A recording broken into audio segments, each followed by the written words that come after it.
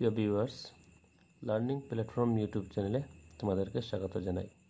আজ আমরা class 7-এর mathematics বইয়ের এক্সারসাইজ 1.1-এর 10 নম্বর কোয়েশ্চন থেকে সমাধান করার চেষ্টা করব। আমরা প্রথমে কোয়েশ্চনটি পড়ে নিচ্ছি। 10 নম্বর কোয়েশ্চনটি হলো, একজন লোক এই অবস্থান থেকে 14 কিলোমিটার পূর্ব দিকে গেলেন, কিন্তু অন্য একজন লোক এই অবস্থান থেকে 6 কিলোমিটার পশ্চিম দিকে গেলেন। প্রথম জনের অতিক্রম করা দূরত্ব থেকে দ্বিতীয় জনের অতিক্রম করা দূরত্বের পার্থক্য নির্ণয় করো। অর্থাৎ এখানে দুইজন ব্যক্তি দুদিকে কী করলেন, যাত্রা করেছিলেন, এবং তাদের যে দুই দিকে যাওয়ার মধ্যখানে কতটুকু জায়গা আছে সেই জায়গাটুকু আমাদের বাইর করতে হবে। 10 নম্বর কোয়েশ্চন সলিউশন। প্রথমে আমরা দিক নির্ণয়ের ম্যাপটা আগে বোঝার চেষ্টা করব। উপরে থাকে উত্তর, নিচে থাকবে দক্ষিণ, এদিকে থাকবে পূর্ব, এদিকে হবে পশ্চিম। তাহলে একজন ব্যক্তি কি করলো, প্রথমে আমরা দেখে নিচ্ছি এই অবস্থান থেকে, এখানে যদি একটি বিন্দু দিয়ে বুঝিয়ে দেওয়ার চেষ্টা করছি। এখান থেকে কি করলো, অবস্থান থেকে 14 কিলোমিটার পূর্ব দিকে গেল, পূর্ব দিকে অর্থাৎ এদিকে গেল, 14 কিলোমিটার পূর্ব দিকে গেল একজন ব্যক্তি 14 কিলোমিটার। কিন্তু অন্য একজন লোক এই অবস্থান থেকে 6 কিলোমিটার পশ্চিম, অন্য একজন লোক এই অবস্থান থেকে কোন দিকে গেল, একজন পূর্ব দিকে, অন্যজন পশ্চিম দিকে। কত কিলোমিটার গিয়েছিল? 6 কিলোমিটার গিয়েছিল, অতটুকু পর্যন্ত 6 কিলোমিটার। তাহলে দুজন যে অতিক্রম করলো, একজন পূর্ব দিকে এবং অন্যজন পশ্চিম দিকে, এই দুজন ব্যক্তির মধ্যে তার পার্থক্য কত আছে, মানে তাদের মধ্যে দূরত্ব কতটুকু, সেটা আমাদের বাইর করে লিখতে হবে। অথবা আমরা লিখে নিচ্ছি প্রথমে, একজন লোক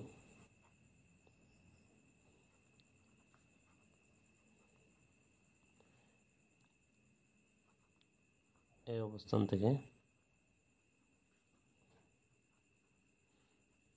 14 কিলোমিটার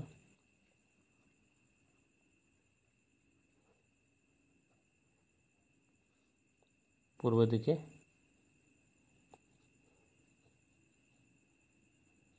গেলেন, এবং অন্য একজন লোক এই অবস্থান থেকে কত কিলোমিটার, 6 কিলোমিটার পশ্চিম দিকে গেলেন।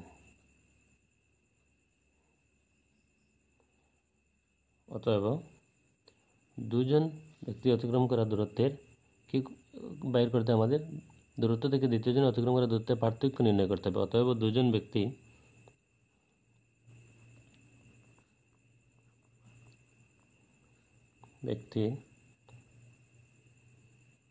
অতিক্রম করা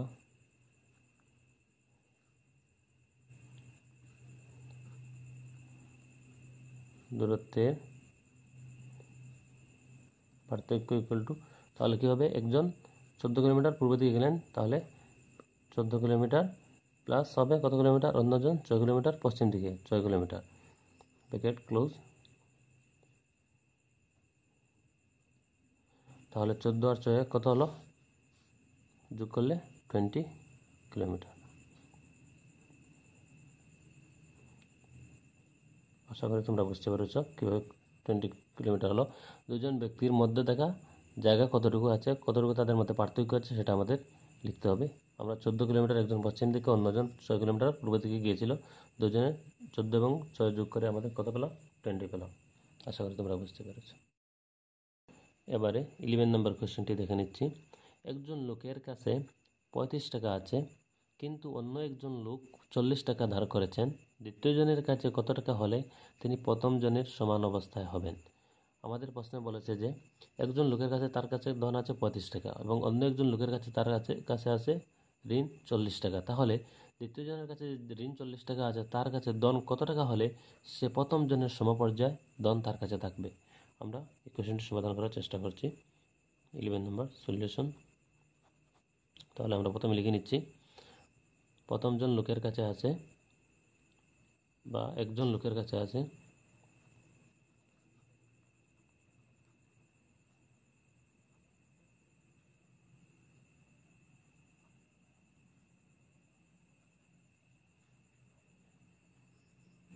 আছে কত টাকা, 35 রুপিস বা টাকা, ঠিক আছে। এবং দ্বিতীয়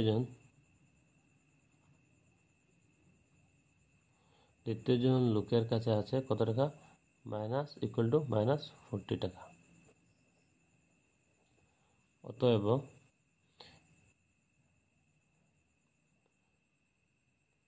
অতএব দ্বিতীয়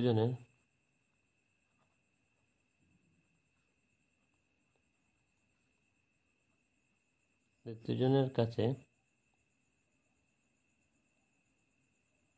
কত টাকা হলে প্রথম জনের সমপর্যায়, দ্বিতীয় জনের কাছে প্রথম জনের সমপর্যায়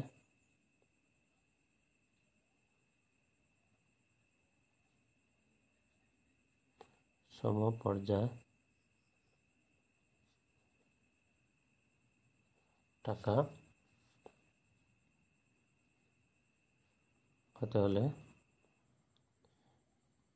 কত লাগবে আমাদের, প্রথমে তাকে 40 টাকা ঋণ পরিশোধ করতে হবে, 40 টাকা, তারপর আরও 35 টাকা তার প্রয়োজন হবে, টোটাল কত টাকা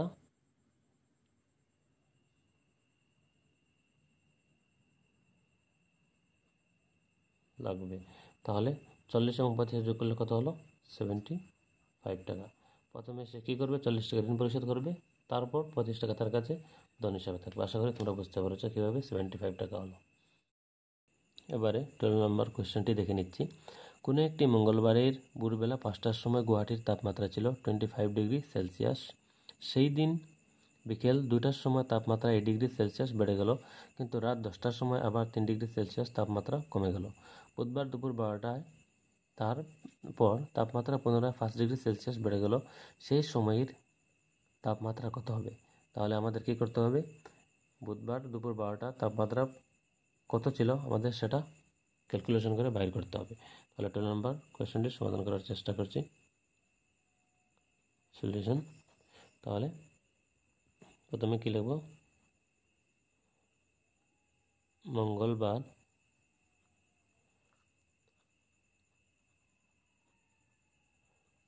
ভোরবেলা 5টার সময় গুয়াহাটির তাপমাত্রা ছিল কত ডিগ্রি, 25 ডিগ্রি সেলসিয়াস। তাহলে সেদিন বিকেল 2টার সময় তাপমাত্রা 8 ডিগ্রি সেলসিয়াস বেড়ে গেল। সেদিন বলতে অর্থাৎ মঙ্গলবার, এবং মঙ্গলবার বিকেল 2টার সময় গুয়াহাটির তাপমাত্রা বেড়েছিল কত ডিগ্রি, 8 ডিগ্রি। তাহলে কি হবে, পূর্বের কত ছিল 25 ডিগ্রি সেলসিয়াস প্লাস হবে 8 ডিগ্রি সেলসিয়াস তাপমাত্রা বেড়ে গেল। তাহলে 25-এর সঙ্গে 8 যোগ করলে কত হবে, 33 ডিগ্রি সেলসিয়াস। এবারে কিন্তু রাত 10টার সময় আবার 3 ডিগ্রি তাপমাত্রা কমে গেল, কিন্তু রাত 10টার সময় কী হলো, 3 ডিগ্রি তাপমাত্রা কমে গেল। এবং বা আবার মঙ্গলবার রাত 10টার সময় গুয়াহাটির তাপমাত্রা কমেছিল 3 ডিগ্রি। তাহলে কী হবে, আমাদের 33 ডিগ্রি ছিল, সেখান থেকে মাইনাস হবে 3 degree, 33 degree Celsius minus 3 degree Celsius. তাহলে 33 থেকে 3 গেলে কত হবে, 30 ডিগ্রি সেলসিয়াস। এবারে বুধবার দুপুর 12টার পর তাপমাত্রা পুনরায় 5 ডিগ্রি বেড়ে গেল। তারপর মঙ্গলবার বুধবার আসলো, বুধবার কী হলো, যে তাপমাত্রা ছিল মঙ্গলবার সেইখান থেকে আরও 5 ডিগ্রি তাপমাত্রা বেড়ে গেল। তাহলে সেই সময়ের তাপমাত্রা কত হবে সেটা আমাদের বাইর করতে হবে। অতএব বুধবার দুপুর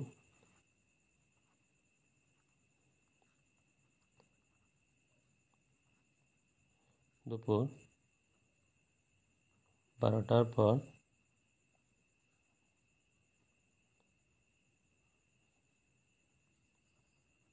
তাপমাত্রা হবে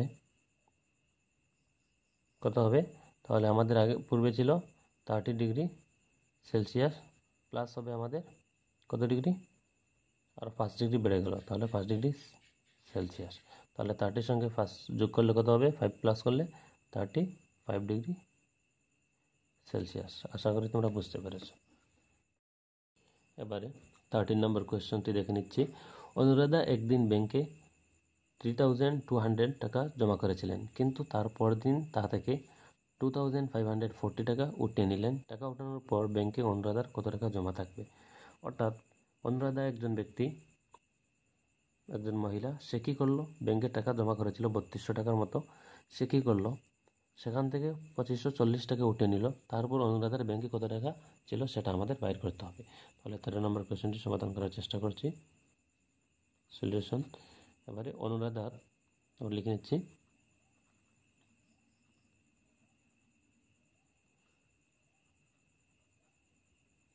ব্যাংকে জমা ছিল কত টাকা? 3200 টাকা। এবং অনুরাধা কী করলেন? ব্যাংক থেকে উঠানো টাকা ইকুয়াল টু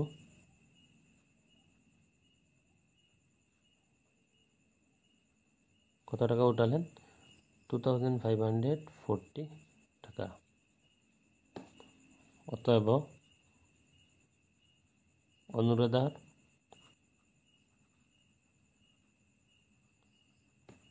ব্যাংকের টাকা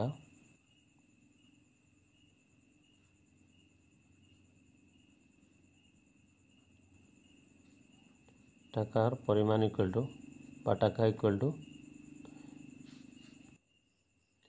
অতএব এখানে হবে অনুরাধার ব্যাংকে থাকা অবশিষ্ট টাকা ইকুয়াল টু, অবশিষ্ট টাকা ইকুয়াল টু কত হবে? 3200 মাইনাস হবে 2540। তাহলে সেটা মাইনাস করলে কত হবে? অত টাকা। তাহলে আমাদের কত হবে? মাইনাস করলে 660 টাকা হবে। আশা করি তোমরা বুঝতে পেরেছ। এবারে 14 নম্বর কোয়েশ্চন। দুটো সংখ্যার যোগফল -5, তাদের একটি সংখ্যা 18 হলে অন্যটি কত হবে? 14 নম্বর কোয়েশ্চনটি সমাধান করছি। সলিউশন। তাহলে দেওয়া আছে, আমাদের প্রশ্ন দেওয়া আছে, কি দেওয়া আছে? দুটো সংখ্যার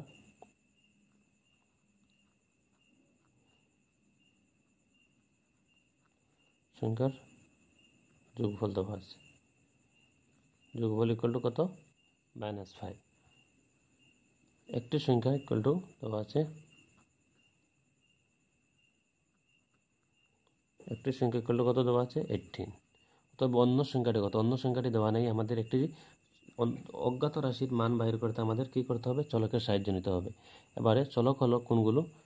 যে এ থেকে জেড পর্যন্ত যে অ্যালফাবেটগুলো আছে সেটা এক একটি চলক। আমরা বিশেষত এক্স কিংবা ওয়াই সাধারণত ধরে থাকি, কিন্তু যে কোনো একটি আমরা অ্যালফাবেট ধরে নিলেই আমাদের অজ্ঞাত রাশির মানটা বাইর করতে পারবো।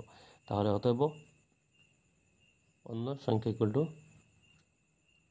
আমরা জানি না, সেটা আমরা ধরে নিচ্ছি একটি চলক, ধরে নিচ্ছি এক্স। অন্য সংখ্যাটি ইকুয়াল টু এক্স।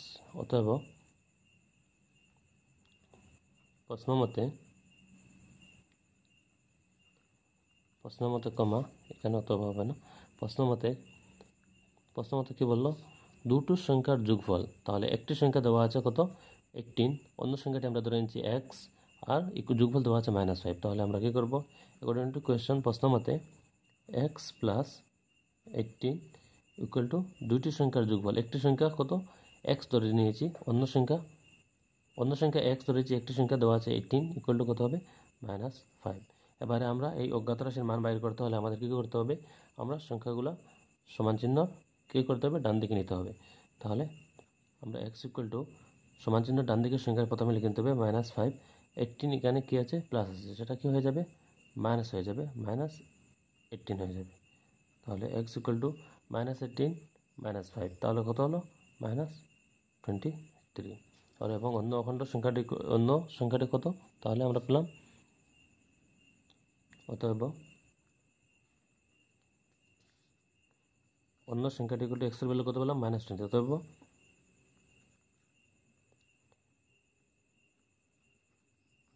অন্য সংখ্যাটি ইকুয়াল টু -23। আশা করি তোমরা বুঝতে পেরেছ। এবারে 15 নম্বর কোয়েশ্চেন দেখে নিচ্ছি। -23 সঙ্গে কত যোগ করলে যোগফল 0 হবে। খুবই সহজ একটি কোয়েশ্চেন তোমাদের দিয়েছে, যে সেটা করিয়ে দেওয়ার কোনো দরকারই নেই বলে মনে হয় আমার। -23 সঙ্গে কত যোগ করলে, তাহলে স্বাভাবিক তোমরা বুঝতে পেরেছ যে আমরা ধনাত্মক যে একটি সঙ্গে 23 সঙ্গে আমরা যোগ করে নিই, তাহলে কী হবে, আমাদের যোগফল 0 হয়ে যাবে। অতএব আমরা আনসার কী হবে, -23 এর সঙ্গে 23 যোগ করলে যোগফল 0 হবে। তোমাদের একটি উদাহরণ দিয়ে বুঝিয়ে দেওয়ার চেষ্টা করছি। -23 আছে, তাহলে 23 + 23 করে নেই, তাহলে কী হবে, 23 ঋণাত্মক আছে, 23 ধনাত্মক আছে, আদান প্রদান করলে কী থাকবে, কিছু থাকবে না, ইকুয়াল টু কত থাকবে, 0 থাকবে। আশা করি তোমরা বুঝতে পেরেছ। এবারে 16 নম্বর কোয়েশ্চেনটি দেখে নিচ্ছি। দুটো অখণ্ড সংখ্যার যোগফল দেওয়া আছে -48, তাদের একটি -20 হলে অন্যটি কত হবে, সেটা আমাদের বাইর করতে হবে।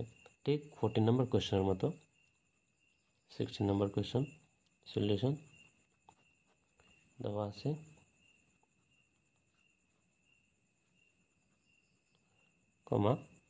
দুটো অখণ্ড সংখ্যার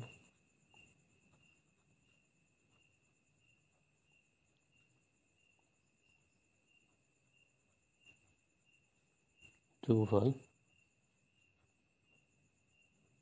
কত, -48। তো একটি দেওয়া আছে -20, একটি অখণ্ড সংখ্যা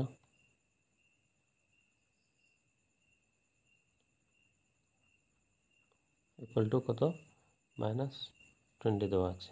অতএব অন্য অখণ্ড সংখ্যাটি দেওয়া নেই, আমাদের কী করতে হবে, আমরা লিখে নিচ্ছি ধরি, অন্য অখণ্ড সংখ্যাটি ইকুয়াল টু অন্য অখণ্ড সংখ্যাটি ইকুয়াল টু কত, একটি চলকের সাহায্য নিয়ে আমরা অজ্ঞাত রাশির মান বাইর করি x।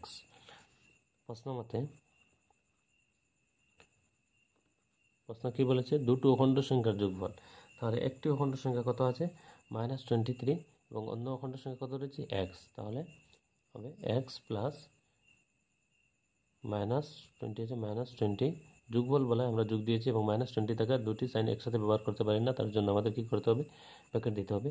ইকুয়াল টু কত আছে, যোগফল দেওয়া আছে -48। তাহলে কী হবে, x এখানে প্লাস আছে, এখানে মাইনাস আছে, প্লাসে মাইনাসে কী হবে, -20 ইকুয়াল টু -48। তাহলে এক্সের ভ্যালু বাইর করতে হলে আমাদের কী করতে হবে, x ইকুয়াল টু সমান চিহ্ন ডান দিকের সংখ্যাটি প্রথমে লিখতে হবে -48, এবং সমান চিহ্ন বাম দিকে যদি মাইনাস থাকে প্লাস হয়ে যাবে, সমান চিহ্ন ডান দিকে, এবং মাইনাস থাকলে প্লাস হয়ে যাবে। তাহলে এখানে কী আছে, মাইনাস আছে, সেটা কী হয়ে যাবে, প্লাস হয়ে যাবে, +20। তাহলে এক্সের ভ্যালু কত হবে, x ইকুয়াল টু এখানে আছে -48, এখানে আছে 20 আছে ধনাত্মক সংখ্যা, এবং 48 আছে ঋণাত্মক সংখ্যা। তাহলে 48 থেকে আমাদের 20 বিয়োগ করতে হবে। এখানে 8 থেকে 0 গেলে 8 থাকবে, 4 থেকে 2 গেলে থাকবে 2। তাহলে 28 কী হবে, বড় সংখ্যাটির আগে কী আছে, মাইনাস আছে, এখানে মাইনাস হবে। তাহলে এক্সের ভ্যালু কত পেলাম, -28। আশা করি অতএব অন্য অখণ্ড সংখ্যাটি ইকুয়াল টু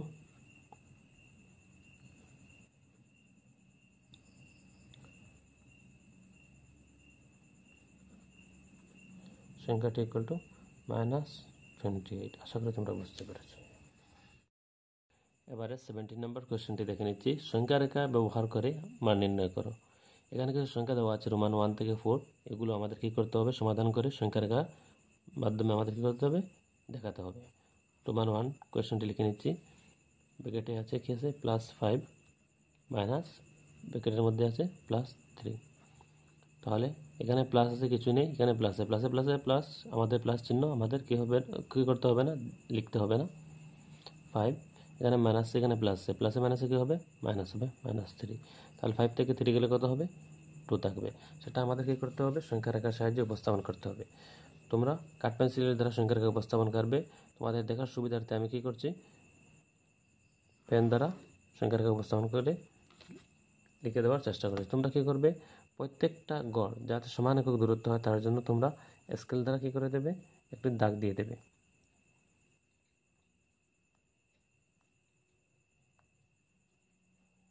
এখানে একটা এরো চিহ্ন দিবে যাতে সংখ্যা রেখা অসীম পর্যন্ত বিস্তৃত সেটা বোঝায়।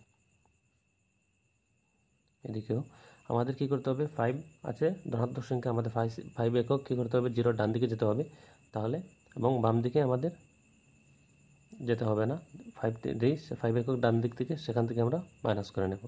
তাহলে এখানে 0, 1, 2, 3, 4, 5, 6, 7, এদিকে হবে -1, -2, -3।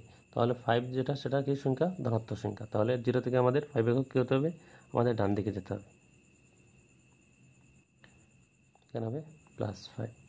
তারপর -3, এখান থেকে আবার 3 একক আমাদের কী করতে হবে, মাইনাস করতে হবে। তাহলে 1, 2, 3 আমাদের 3 একক মাইনাস করতে হবে। এখান থেকে আবার এরকম চিহ্ন দিয়ে তোমাদের বুঝিয়ে দিতে হবে, সেখান থেকে আমরা কী করেছি, মাইনাস করেছি। তাহলে এখান থেকে কী থাকলো আমাদের, 5 - 3 = 2। এখান থেকে 5 - 3 আমরা 5, এখান থেকে এখানে 5 মাইনাস করে 5 থেকে 3 মাইনাস করে কত থাকলো, 2 থাকলো, সেটা আমরা বুঝিয়ে দিচ্ছি। ঠিক একইভাবে প্রত্যেকটি কোয়েশ্চনের এরকম সমাধান করে তোমরা কী করবে, সংখ্যা রেখে লিখে উপস্থাপন করার চেষ্টা করবে। আমি তোমাদের আরেকটি কোয়েশ্চন সমাধান করে দিচ্ছি, তোমরা কী করবে, সংখ্যা রেখে উপস্থাপন করে আমাকে কী করবে, কমেন্টের মাধ্যমে জানাবে যে তোমরা করতে পেরেছো কিনা সমাধান। তাহলে 3 নম্বর কোয়েশ্চনটি লিখে নিচ্ছি, -6 bracket close minus +5 bracket close. তাহলে সমাধান কী হবে, এখানে -6 আছে, এখানে প্লাস আছে, প্লাসে মাইনাসে -6, এখানে কি আছে, মাইনাস, এখানে প্লাস আছে, প্লাসে মাইনাসে -5। তাহলে -6 এবং -5 কী হলো, -11 হলো। তাহলে আমাদের কী করতে হবে, সেটা সংখ্যা রেখার সাহায্যে আমাদের প্রথমে বাম দিকে, আমাদের 0-র বাম দিকে -6 যেতে হবে, তারপর আবার -5 আমাদের বাম দিকে যেতে হবে। সেটা আবার তোমাদের, যেহেতু দুটো ঋণাত্মক সংখ্যা এসেছে, আবার তোমাদের সংখ্যা রেখা উপস্থাপন করে সেটা বুঝিয়ে দেওয়ার চেষ্টা করছি, যাতে তোমাদের কোনো ধরনের কনফিউশন না হয়।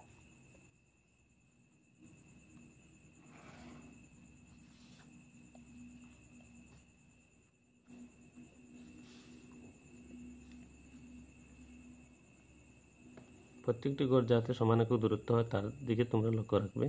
তোমরা স্কেল দ্বারা দাগ দিয়ে দিবে যাতে কোনো গড় ছোটো কিংবা বড় না হয়।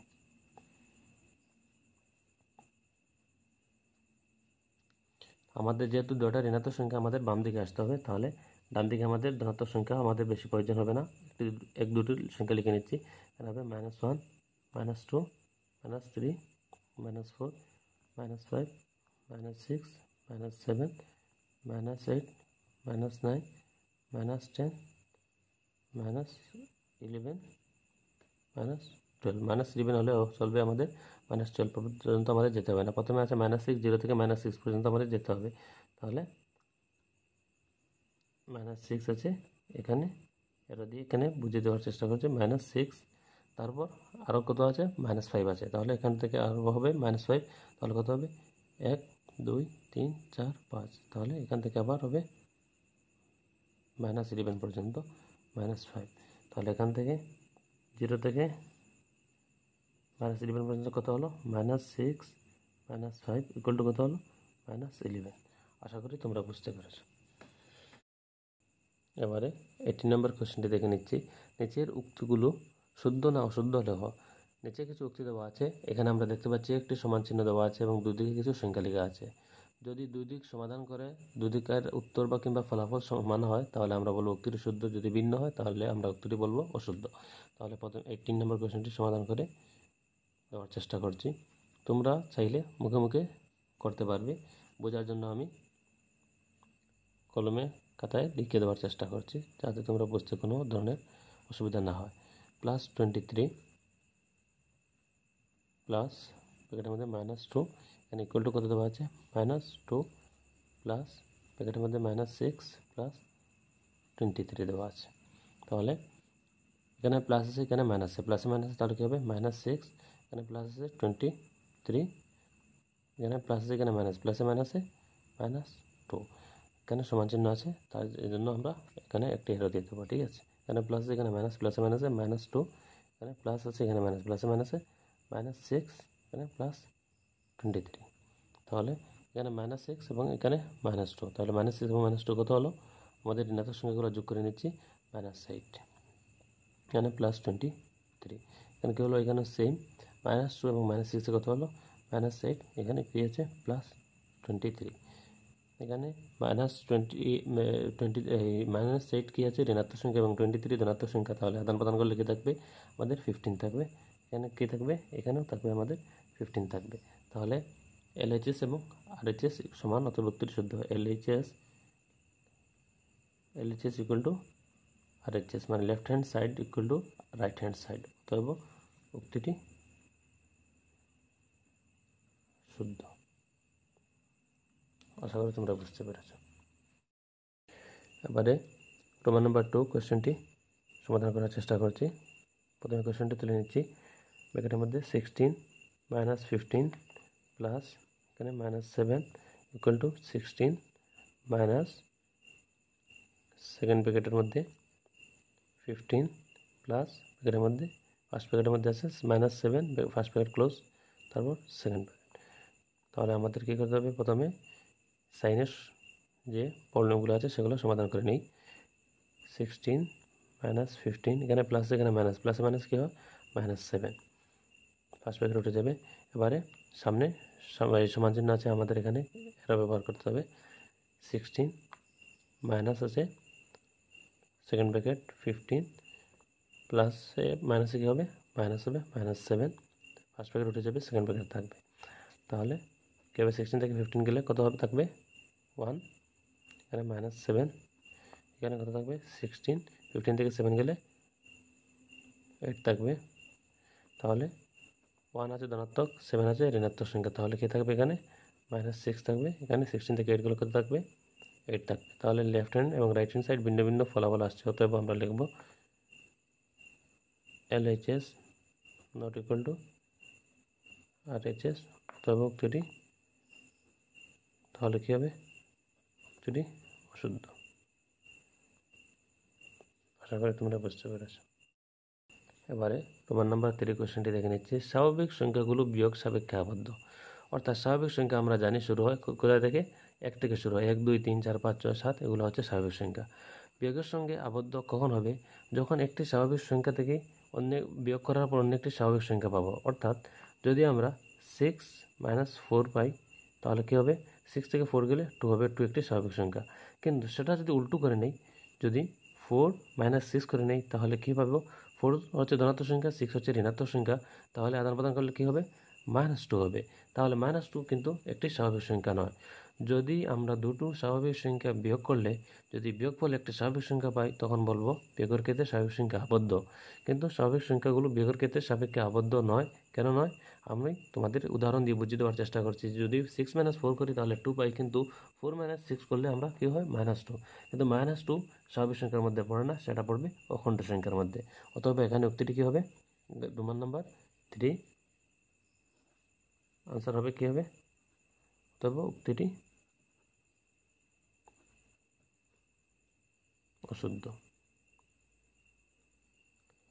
আশা করি বুঝতে পারছো কেন অশুদ্ধ উক্তিটি। এবারে প্রমাণ নাম্বার 4 কোয়েশ্চেনটি দেখে নিচ্ছি।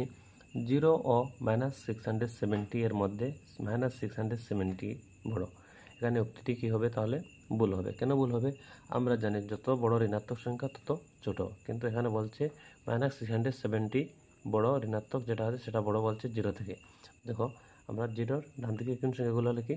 1, 2, 3, 4 এগুলো ধনাত্মক সংখ্যাগুলো আমরা 0 ডান দিকে, এবং 0 বাম দিকে -1, -2, -3, -4। তাহলে যত বড় ঋণাত্মক সংখ্যা তত ছোটো, -1 থেকে -2 তত ছোটো, -2 থেকে -3 আরও ছোটো, -3 থেকে -4 আরও ছোটো। অতএব যত বড় ঋণাত্মক সংখ্যা তত ছোটো। অতএব এখানে উত্তরটি কী হবে তাহলে? অতএব রোমান নম্বর 4 এর আনসারটি হবে উক্তিটি অশুদ্ধ বা প্রদত্ত উক্তিটি অশুদ্ধ। এবারে রোমান নম্বর 5, বিয়োগ প্রক্রিয়ায় ক্রম বিনিময় ও সহযোগ ধর্ম প্রযোজ্য নয়। বিয়োগের ক্ষেত্রে আমরা জানি যে বিনিময় এবং সহযোগ বিধি মেনে চলে না। একটি এক্সাম্পল দিয়ে বুঝে দেওয়ার চেষ্টা করছি যে, যেমন বিয়োগের ক্ষেত্রে ক্রম বিনিময় মানে স্থানগুলো পরিবর্তন করলে যদি ফলাফল যদি ভিন্ন হয় তাহলে আমরা বলবো সেটা প্রযোজ্য নয়। যেমন 6 - 4 কত হবে? 2। যদি স্থান পরিবর্তন করে নেই, প্রথমে 4 তারপর -6 করে নেই, তাহলে কী হবে? এখানে -2। 2 এবং -2 দুটা কি আলাদা আলাদা ফল, একটি ধনাত্মক সংখ্যা একটি ঋণাত্মক সংখ্যা, সেটা ক্রমবিধি বা বিধি মেনে চলে না বিয়োগের ক্ষেত্রে। আবার বলছে সহযোগ ধর্ম প্রযোজ্য নয়। সহযোগ মানে সহযোগ করে কী করা? বিয়োগ করা। তাহলে 3টি সংখ্যা লিখে নিচ্ছি। সহযোগ করতে হলে আমাদের মিনিমাম 3টি সংখ্যা লাগবে, -2, -4, -6। আবার সেই সংখ্যাগুলো আবার লিখে নিচ্ছি, -2, 2, -4, -6। প্রথম দুটি সহযোগ করে লিখতে হবে, মানে বিয়োগ করতে হবে, তারপর শেষে দুটি আমাদের সহযোগ করে বিয়োগ করতে হবে। তাহলে কী হবে? এখানে 2 আছে, এখানে -4 আছে। 2 থেকে -4 বিয়োগ করলে কত হবে? -2। এখানে -6 আছে, তাহলে এখানে কী হবে? 2 মাইনাস আছে, -4 থেকে 6 গেলে কত হবে? -2 থাকবে, আবার -2। তাহলে এখানে -2 -6, তাহলে কত হলো? -8। এখানে কত হবে? -2 আছে, এখানে -6, এখানে -1 আছে, তাহলে কী হবে? প্লাস হবে, +2। তাহলে 2 কত হবে? 4 হবে। তাহলে এখানে 4 হলো ধনাত্মক সংখ্যা 4, এখানে ঋণাত্মক হলো -8। LHS এবং RHS ভিন্ন আসছে, অতএব কী হবে? রোমান নম্বর 5 আনসারটি হবে, অতএব